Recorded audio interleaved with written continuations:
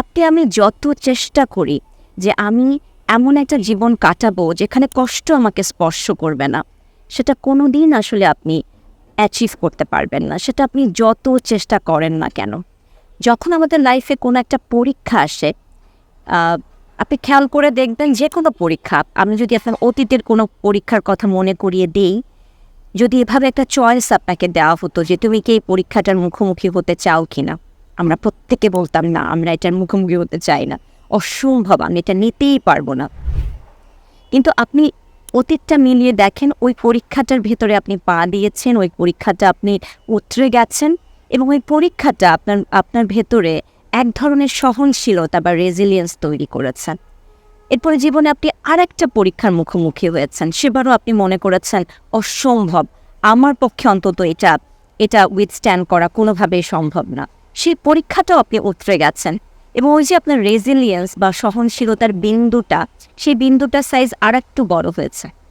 এভাবে একের পর একটা ট্রায়াল আপনি এসছে, প্রত্যেকটাই আপনি বিলিভ করেছেন কোনোভাবেই এই পরীক্ষাটা আমি পাশ করব না, এই রাতটা কখনো সকাল হবে না, এই খারাপ সময়টা কখনো পার হবে না, কিন্তু প্রত্যেকটা থেকে আপনি উঠে এসছেন। এবং অনেক সময় আপনি লাইফে দেখবেন যে আমরা আমাদের জীবনের জন্য ডেসপারেটলি কিছু একটা চাচ্ছি, এবং আল্লাহ ডেসপারেটলি সেটা আপনাকে দিচ্ছেন না, আপনার থেকে কেড়ে নিয়ে যাচ্ছেন, আপনাকে সেটা থেকে প্রোটেক্ট করছেন। কিন্তু আপনার কাছে মনে হচ্ছে আমি কত মিসফরচুনেট, বা আমি কত মানে আল্লাহ এটা আমাকে দিচ্ছেন না, কিন্তু আসলে আল্লাহ আপনাকে প্রোটেক্ট করছেন। এবং যে জিনিসগুলো আপনাকে তিনি এই দুনিয়াতে দেবেন না, তার বহু গুণ তিনি আপনাকে জান্নাতে ফেরত দেবেন, বা যারা আমরা স্পিরিচুয়ালিটিতে বিলিভ করি। তাই আমাদের জীবনের জন্য, এবং যে পরীক্ষাগুলো আমাদের লাইফের একদম বাঁকে বাঁকে আসতে থাকে, আপনি আসলে এই বোঝাটা নিতে পারেন, আল্লাহ এটা জানে। আল্লাহ জানে যে আমার এই পরীক্ষাটা আমার এই বান্দার জন্য উপযুক্ত, যেটা আমরা মানুষ হিসেবে আমাদেরকে বিশ্বাস করি না বলে আমরা মানতে পারি না। আমরা নিজেরাও জানি না যে কতটুকু সহনশীলতা আল্লাহ আমাদেরকে দিয়েছেন।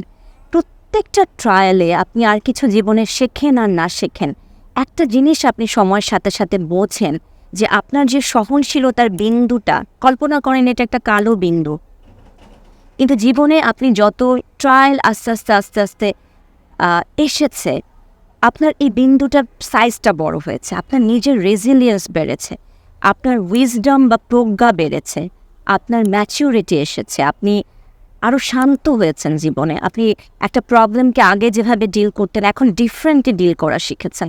সেটা হচ্ছে বয়সের সৌন্দর্য। বয়স যত বাড়ে আমাদের এই অভিজ্ঞতাগুলোর, পরীক্ষাগুলোর পরিমাণ তত বাড়ে, এবং তত আমরা আস্তে আস্তে শান্ত হই, আস্তে আস্তে আমরা বুঝতে শিখি, আস্তে আস্তে মানুষ হিসেবে আমাদের ভালনারেবিলিটিটা আমাদের কাছে পরিষ্কার হয় যে no matter how much we try, আমরা কোনোভাবেই আসলে ট্রায়াল থেকে নিজেকে বাঁচাতে পারবো না, পেইন বা কষ্ট পাওয়া থেকে নিজেকে বাঁচাতে পারবো না, একেবারে কোনো কষ্ট থাকবে না। এটা অন্তত আমরা যারা ইসলামিক রিলিজিয়নে বিলিভ করি, এটা আমাদের রিলিজিয়নের ফান্ডামেন্টালস না। আমাদের প্রত্যেকটা নবী রাসূল দিয়ে আল্লাহ এই উদাহরণটা আমাদের সামনে রেখেছেন।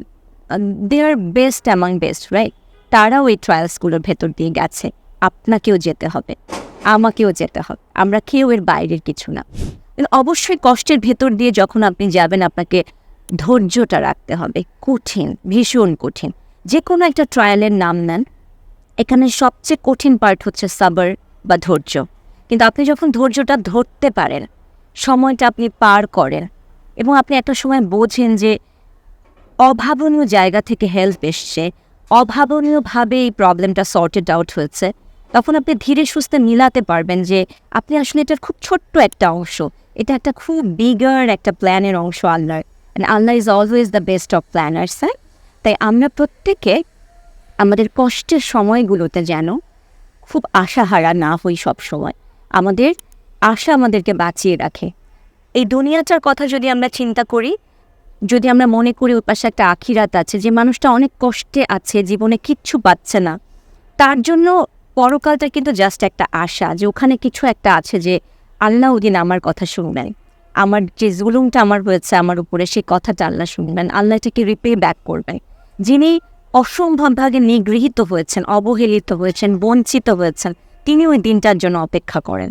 দুনিয়াটা শুধুমাত্র আনন্দের তার জন্য, যারা জুলুম এবং বিনোদনকে তাদের জীবনের খোদা বানিয়ে ফেলেছে, তারা ছাড়া আসলে আমাদের সবার জন্য আশাটা আসলে ওই পারে। এবং এই জগতে আমরা যত ট্রায়াল ছাড়া থাকবো, কষ্ট ছাড়া থাকবো, আমরা কিন্তু এরকম অসংখ্য হাদিসের কথা জানি যে তারা আখিরাতে অনেক আফসোস করবে যে কেন আমাদের দুনিয়াতে ট্রায়ালস আসে নাই। তাই আপনাকে যদি অনেক ট্রায়ালসের ভিতরে আপনি যান, দ্য ফার্স্ট থিং যে আল্লাহ জানেন যে আপনি ট্রায়ালটা নিতে পারবেন। সেকেন্ড, আপনাকে আসলে জান্নাতের জন্যই আল্লাহ উপযুক্ত করছেন। এবং থার্ড হচ্ছে এমন জায়গা থেকে হেল্প আসবে আপনি কোনোদিন সেটা আসলে মিলাতেও পারবেন না যেটা কিভাবে সম্ভব। এবং যেটা একেবারে লাস্টে বলবো যে প্রত্যেকটা পরীক্ষা আমাদেরকে মানুষ হিসেবে পরিশীলিত করে, আমাদের প্রজ্ঞা বাড়ায়, আমাদের ধী শক্তি বাড়ায়, আমাদেরকে এই রেজিলিয়েন্সের যে কি শক্তি, এবং যে মানুষের রেজিলিয়েন্স বা সহনশীলতা যত বেশি, তার জীবনে যা কিছু আছে তার ব্যাপারে কৃতজ্ঞ হয়ে ভালো থাকার সম্ভাবনা তত বেশি।